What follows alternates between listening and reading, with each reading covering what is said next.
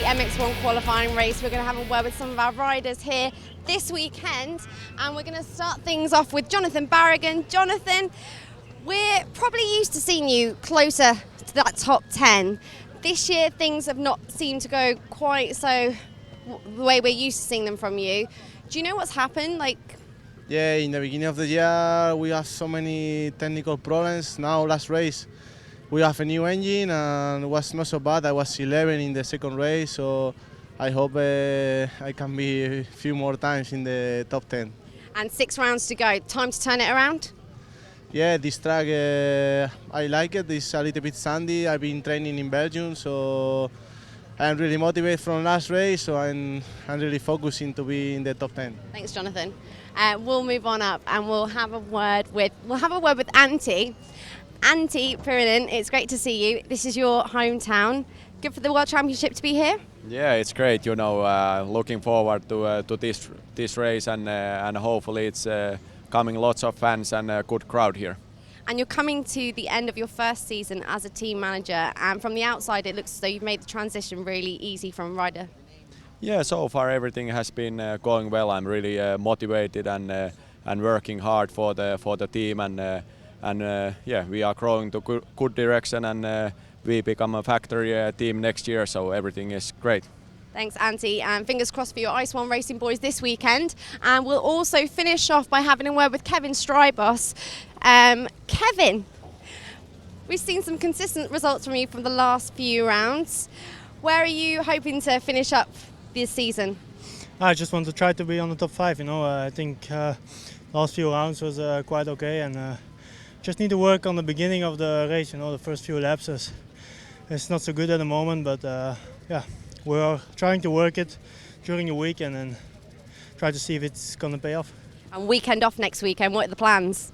We have the race from Everest and France, so yeah, that's pretty cool over there, and that's pretty fun. So I'm definitely looking forward to that. We'll enjoy that. That's all from us down here on the start line. In MX1 qualifying, there were no such dramas going through the first turn, so as the gate dropped, all eyes were on the main contenders. Tommy Searle, Tony Cairoli, Gauthier Paulin and the rest, but it was Kevin Strijbos on the Rockstar Energy Suzuki World MX1 machine that stormed into the lead. Let's take a look at it from our overhead drone. Easily through, more than a bike length clear. Alongside him was the number 777 Honda World Motocross rider Evgeny Bobashev of Russia. Just behind them, Clement Desalle was in third with Jeremy Van Hoorbeek of Kawasaki Racing Team in fourth. Ruud Salvez, the Ice One Racing KTM rider, was in fifth, and just behind them, Ken de Dijker and Tommy Searle. Tony Cairoli was down in around about 10th place on the opening lap. Tommy Searle made a mistake coming into one of the corners, left the door open for de Dijker to go through, but Tony Cairoli made light work of number 21, Gauthier Paulin, as he stormed through the field. There were your first three. There was Desalle in third place, Van Hoorbeek in fourth, number 89 on the Kawasaki. Deep sandy conditions here in Hyvinkaa. First time we've been here since 1991. Different track though to what we were on before, more than 20 years ago. Didn't matter so much to Strijbos though, but with 5 laps gone, he lost the front end in the tricky little right-hander. A turn that seemed to go on forever, and then over a slight spike in the turn. He did manage to keep it running though, but his teammate Clement Desalle went through. Easy done. Strijbos just losing the front end. His teammate Clement Desalle then took over the lead and would just sit there nice and comfortably. Strijbos was then a little bit rattled. Took him a little while just to re-establish his rhythm as his teammate started to open up a gap at the head of the field.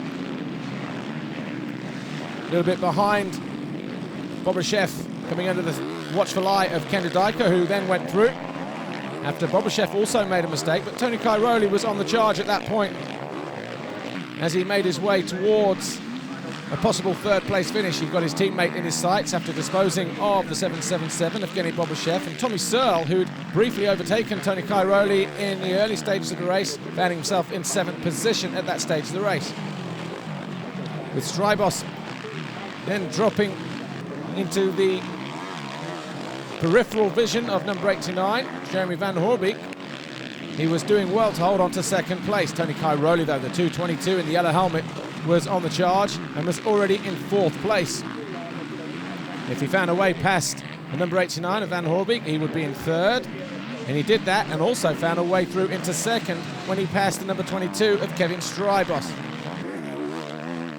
Gauthier Paulin was having a bit of a strange time, really. Eventually came home in 7th on the number 21 machine.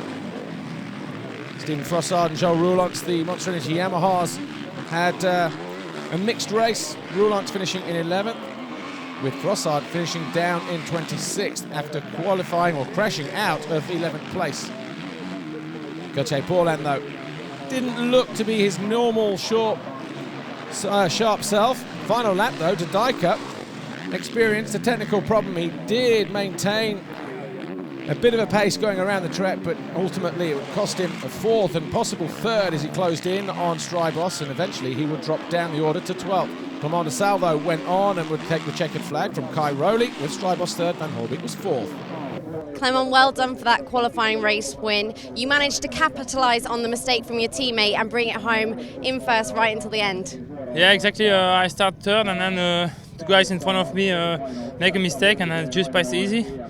Honestly, I just wanted to look at this time and maybe push after, but they give me the work easy, and yeah, I can keep 1st till the end, but we'd like to have this result tomorrow, sure. Fingers crossed. Yeah, thank you.